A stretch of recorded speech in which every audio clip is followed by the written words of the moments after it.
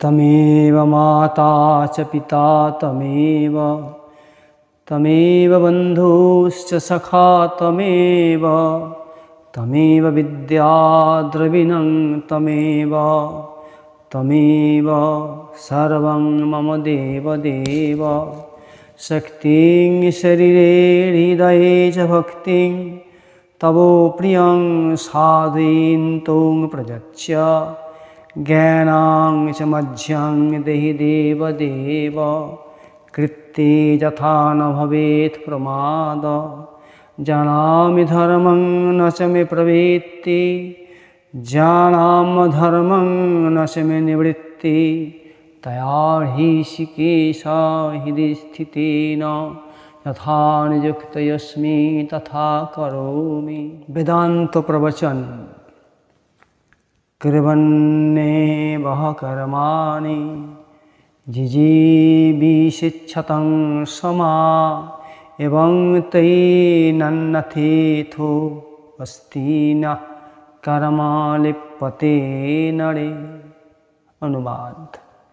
जगतेर एकमात्र कर्ता धर्त्या हर्त्या अर्थात सृष्टिकारी पालनकारी एवं लयकारी সেই সর্বশক্তিমান সর্বময় পরমেশ্বর পরম পুরুষ পুরুষোত্তম পরমাত্মা শ্রী ভগবানকে সদা স্মরণে মননে রেখে সব কিছুই তাঁরই এই রূপ বোধে প্রতিষ্ঠিত হয়ে তাঁরই পূজার জন্য শাস্ত্র নিয়ত কর্মসমূহের আচরণ করতে করতে শতবর্ষ পর্যন্ত অর্থাৎ 100 বছর পর্যন্ত জীবিত থাকার ইচ্ছা করো।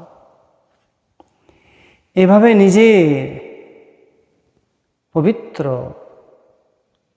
পূর্ণ এবং পূর্ণ জীবনকে পরমেশ্বরের পরম পুরুষ পরম কারণের কারণ পরমাত্মা ভগবানে সমর্পণ করে দাও।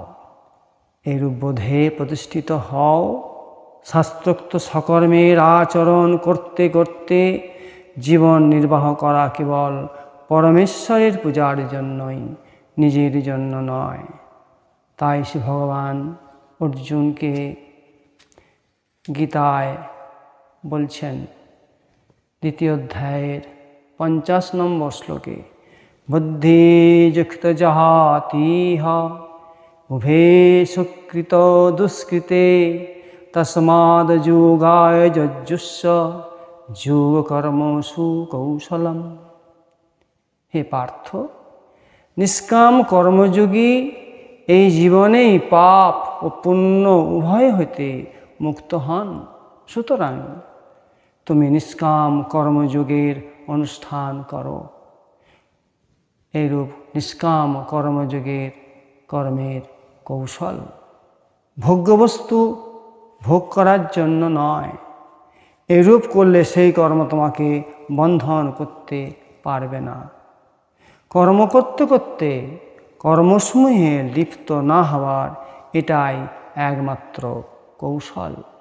এই পথ ব্যতীত অন্য প্রবাহ বন্ধনতে মুক্ত হওয়ার অন্য কোনো উপায় নাই। এই নিষ্কাম কর্মযোগী এই জীবনেই পাপ পুণ্য উভয় হতে মুক্ত হন। সুতরাং তুমি নিষ্কাম কর্মসন্ন্যাস যোগের অনুষ্ঠান করো।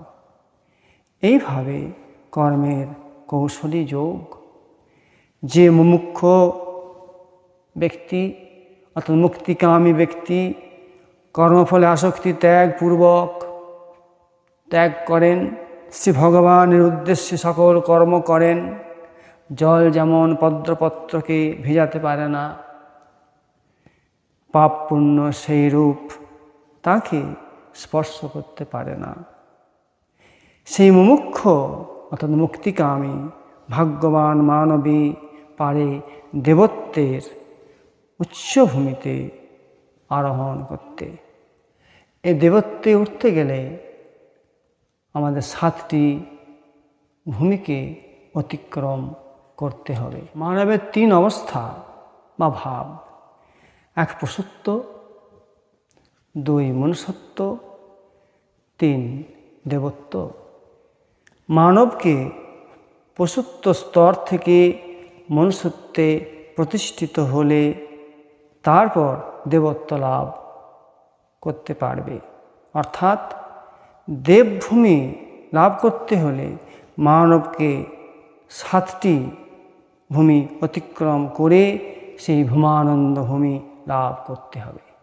1 অন্নময় ভূমি, 2 ইন্দ্রিয়ময় ভূমি, 3 মনোময় ভূমি, 4 জ্ঞানময় ভূমি, 5 বিজ্ঞানময় ভূমি, 6 প্রজ্ঞাময় ভূমি, 7 এই ভূমানন্দ ভূমি।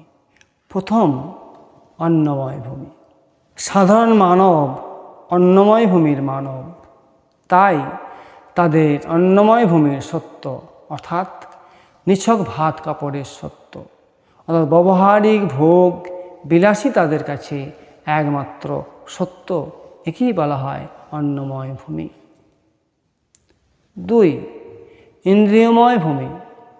অতঃপর সেই মানব যখন এই অন্নময় ভূমি অতিক্রম করে ইন্দ্রিয়ময় ভূমি অর্থাৎ 10টি ইন্দ্রিয়, পঞ্চ জ্ঞানেন্দ্রিয়, চক্ষু, কর্ণ, নাসিকা, জিহ্বা, ত্বক আর পঞ্চকর্মেন্দ্রিয় যথা বাক, পানি, পাদ, পায়ু, উপস্থ, ইন্দ্রিয়গুলি কি, এদের প্রকাশ কি বা এদের কর্ম কি, মানব যখন এগুলি শুভাশুভ বিচারে সিদ্ধ হয় তখন মানব ইন্দ্রিয়ময় ভূমি অতিক্রম করেন। 3 মনোময় ভূমি। অতঃপর মানব ইন্দ্রিয়ময় ভূমি অতিক্রম করে মনোময় ভূমিকে প্রাপ্ত হন। তখন তিনি জগৎ সংসারের সমস্ত ব্যক্তি, বস্তু, ঘটনা, পরিস্থিতিকেই মনোময় দর্শন করেন। তখন তিনি দেখেন সমস্তই মনের ক্রিয়া। মনো এইব সর্বম, সর্বং হি মানসো জাত। 4 জ্ঞানময় ভূমি। অতঃপর মানব মনোময় ভূমিকে অতিক্রম করেন, তখন জ্ঞানময় ভূমিতে প্রবেশ করেন। অর্থাৎ তখন শুভ জিজ্ঞাসার চিহ্ন অর্থাৎ পরম কল্যাণকে বরণ করে নেবার ইচ্ছার জাগৃতি ঘটে। অর্থাৎ আমি কে, আমি কোথা হতে এলাম ও কোথায় আমার ঠিকানা। 5 বিজ্ঞানময় ভূমি। অতঃপর মানব যখন এই জ্ঞানময় ভূমিকে অতিক্রম করেন তখন বিজ্ঞানময় ভূমিতে প্রবেশ করেন।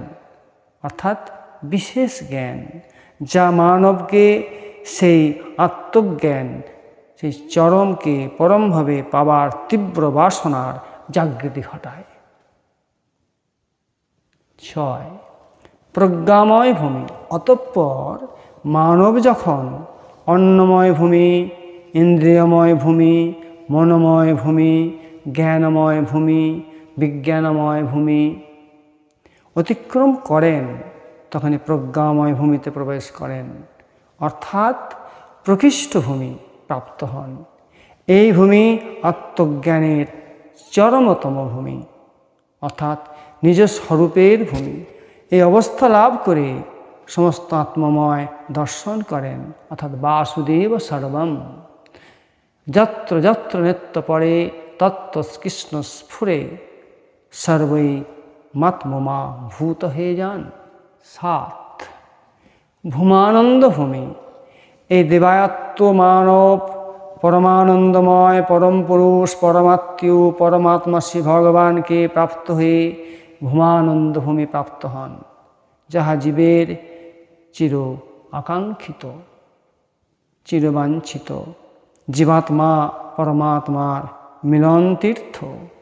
এই পরাৎপর ভূমানন্দ ভূমি সীতায় শ্রী অর্জুনকে ভগবান বলছেন 15 অধ্যায়ের 6 নম্বর শ্লোকে, ন তদ্ভাসয়তে সূর্যো ন শশাঙ্কো ন পাবকঃ যদ্গত্য়া ন নিবর্তন্তে তদ্ধাম পরমং মম।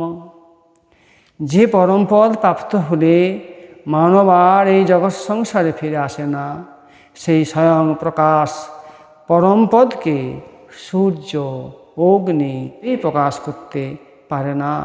সেই পরম বাঞ্ছিত চরমপদ আমার পরমধাম।